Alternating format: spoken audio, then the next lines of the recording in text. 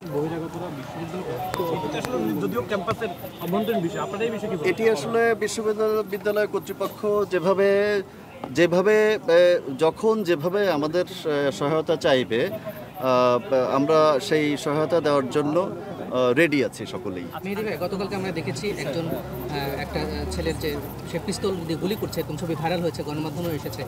সেই ব্যক্তিকে আপনারা শনাক্ত করেছেন কি এবং তাকে আইনের আওতায় আনবেন? সেটির ব্যাপারে এই ধরনের কোনো ঘটনা যদি কোথাও ঘটে থাকে, এই ক্ষেত্রে নিশ্চিত করে আমাদের পুলিশের বিভিন্ন ইউনিট আছে, তারা অবশ্যই সেটি বের করবে যদি ঘটে থাকে।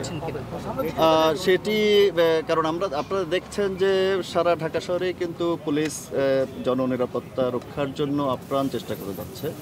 তো আমরা সব ধরনের নিরাপত্তা বিধানের জন্য আমরা কাজ করে যাচ্ছি। আপনারা দেখেছেন ইতিমধ্যে যে আমরা কাজ করছি কিন্তু বিশ্ববিদ্যালয় ক্যাম্পাসে। তো ঢাকার অন্যান্য জায়গায় কি ঘটেছে এই মুহূর্তে আমাদের থেকে আপনারা ভালো জানেন। আপনারা এসেছেন এখানে, আন্দোলনকারীরা অবস্থান করছিল, বিপরীতে স্লোগান দিচ্ছিল, আর তাদের সঙ্গে কি আসলে কোনো ধরনের আপনাদের পক্ষ থেকে যোগাযোগ করা হয়েছে কিনা, এবং তারা কি আপনাদের আশ্বাসই সরে গেল নাকি তারা নিজ থেকে সরে গেল? আসলে এই বিষয়ে না, আমাদের এই ধরনের কোনো আশ্বাস বা অশ্বাসের বিষয় নয়। আমরা আসলে কোনো পক্ষ নই। আমরা রাষ্ট্রের আইন শৃঙ্খলা রক্ষাকারী বাহিনী আমরা এবং রাষ্ট্রের নাগরিক সকলেই। সুতরাং আমরা এই বিশ্ববিদ্যালয় ক্যাম্পাসে যেন পরিস্থিতি বা আইন শৃঙ্খলা পরিস্থিতি অবনতি ঘটতে না পারে, যে কারণে বিশ্ববিদ্যালয় কর্তৃপক্ষকে তাদের চাহিদা অনুযায়ী সম্পূর্ণ সহায়তা দেওয়ার জন্যই আমরা এসেছি মূলত। আচ্ছা, অনেকে এখানে কতক্ষণ অবস্থান করবেন, কিংবা আমাদের যতক্ষণ প্রয়োজন মনে হবে ততক্ষণই আমরা এখানে অবস্থান করব।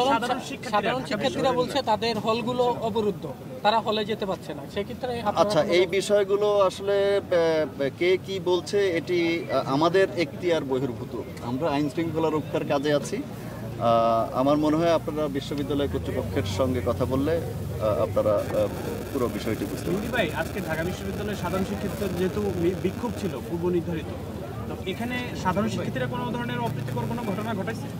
আমরা যতক্ষণ এসেছি ততক্ষণের ভেতরে আমরা কোনো ধরনের কোনো অঘটন এখানে ঘটাতে দেইনি। সোজা কথা, মানে মোটা দাগে যদি বলি।